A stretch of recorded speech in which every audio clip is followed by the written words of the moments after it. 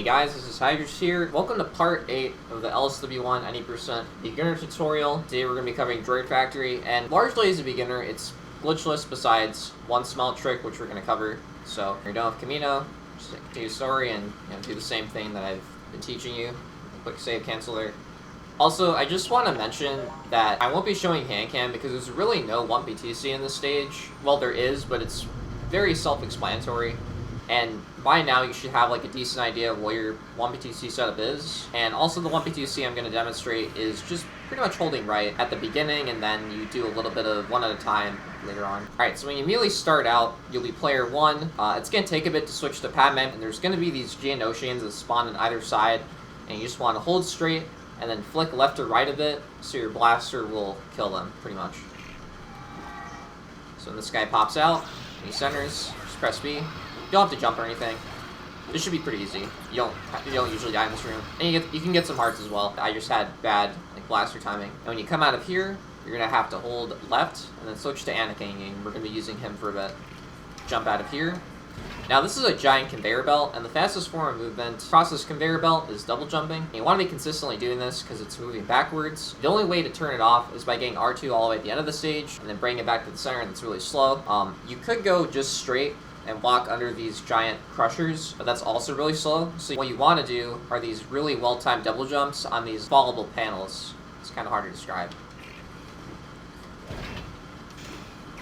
You have a very small window from when you touch that panel to do another double jump, and you can do a ton of different double jumps. You can do like a delayed double jump, a desync double jump, a quick double jump. It's all about timing. As a beginner, you're going to die a lot here. It's all movement, so don't worry if it's hard. Everyone struggles with it.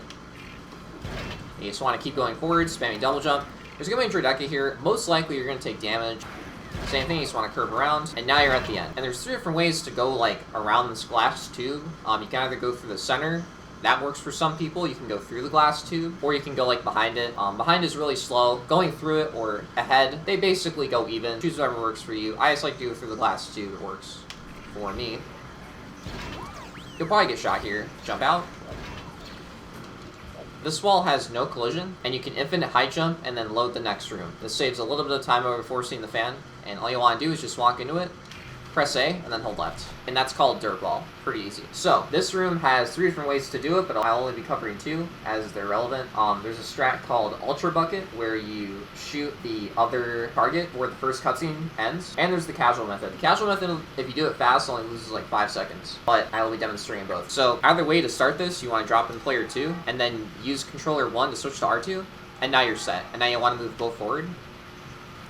I like to use my right palm for controller 2. I like to use the bottom of my pinky to go up here with Padme.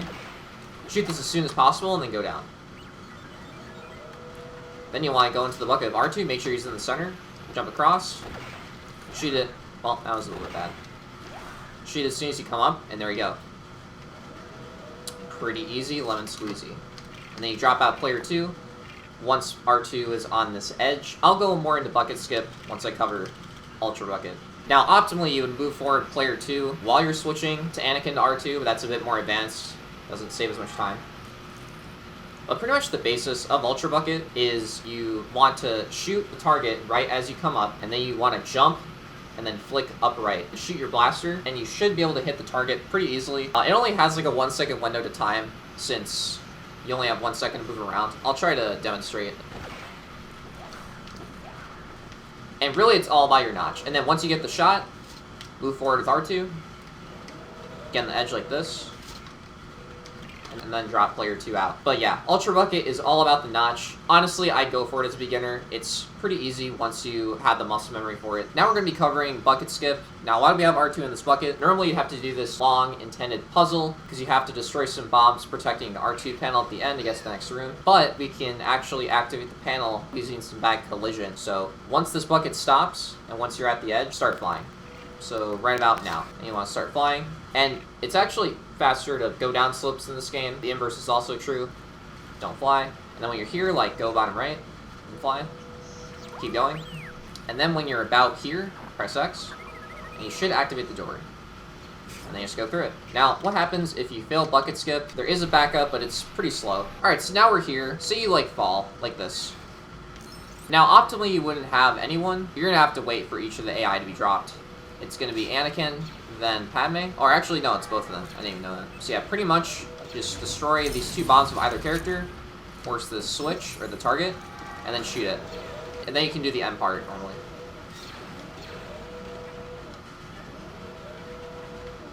It takes a bit to start a fly after you walk off the ledge, so be sure to have some patience. Alright, so now, in this room, it's very important that you switch to Anakin. This sets up for a trick later on in this level. If you accidentally switch to Padme, switch back to R2 and switch to Anakin. You want to make sure player 2 is R2.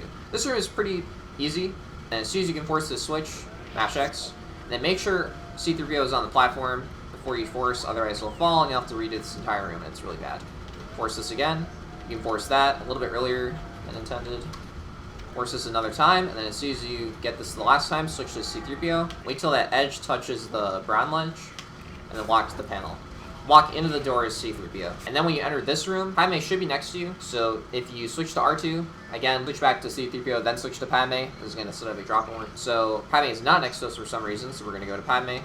You can usually tell Padme is next to you in this level, about halfway through the transition. This room is very easy to die in, but as long as you keep at the bottom of the stage and then keep doing jump shots on all the enemies, you should be good. Follow your blaster, and then do some jump shots, or keep jumping to desync their AI. You don't have to kill anyone, it makes this a bit easier to navigate. There's a giant pillar up there that you're going to have to go up normally with Padme and shoot to bring down a platform, but you can actually shoot it all the way from here, and there's a visual and sound cue for this pillar shot. And all you want to do is jump from this spot right here. And you can shoot it off camera. You just want to jump and hold up right. Like so. And notice how the screen shook a tiny bit there and it made like a destructive sound. That means you got it. If you do not hear that, you did not get it. And if you keep missing it, just go up that hook right there with the little red article and just do the rest of the level like I'm going to tell you. I like to kill a couple of these enemies as Padme before I switch to Anakin. There is a health refill strat here that you can do for free, and all it involves is just jump slashing off the ledge or walking off the ledge before this cutscene starts. So I like to do a jump slash right there. It doesn't lose any time, and it's pretty easy. So now after this cutscene, you're just going to force the platform, switch to R2, and then go to this platform. Now, there is a very small chance that this platform will not be solid, and unfortunately there's no backup for it, or if it's transparent, you will have to reset or reload the stage, which means quitting out. Watch, it's really slow, so I've only seen it happen to like a couple people. It's like a 5% chance of happening. Activate the panel so the other AI can come over. And then, if you do it correctly, player 2 should be C-3PO. I think I messed up something there, which is why player 2 is not C-3PO. But you just want to go into this corner with R2, touch the minikit, call him player 2, walk over to the panel as C-3PO, and then as C-3PO is activating the panel, you want him to go into the door with R2. Now, you can drop a player either while you're activating this panel, or before in the next room. It's purely preference. I like to do it here, because that's just how I like to do things. After you activate the panel, there's going to be this bomb that you can force. You can either jump slash it, or kill with Padme. There's 3 different strats in this room, but I'm only going to be talking about 2. Applies the most to beginners. They're called Cup Jump, and then the Genocide Room. And Genocide Room involves killing every enemy, all the enemies besides the Droideka, and then sitting behind that pillar out of the Droideka's line of sight to free Obi-Wan pretty much. Switch to Padme, shoot this. Don't walk towards the door immediately, as the explosion radius is actually inside this door, so just keep that in mind. As soon as you walk in, just keep spamming shots, kill the droids.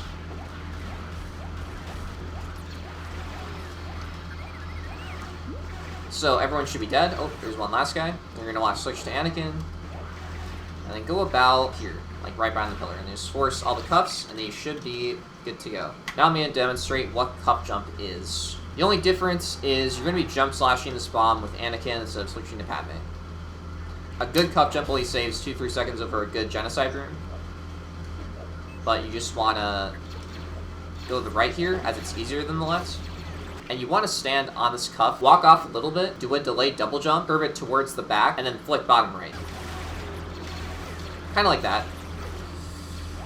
The reason the right side is easier than the left is you have more room to work with on the right side. The left side has very little room to work with as there's a bunch of enemies there, and the angle is tighter. You can also fall off when you're on top of this, so just make sure you're solid first. Like if you see you're going to slide off, just jump to reposition yourself, and then just hold or mash force to get all these cuffs. And that's Droid Factory. Okay, next episode is going to be covering Jedi Battle. It's a very complicated stage, so it might be a long one, but I hope this video helped, and I will see you in the next episode. Bye.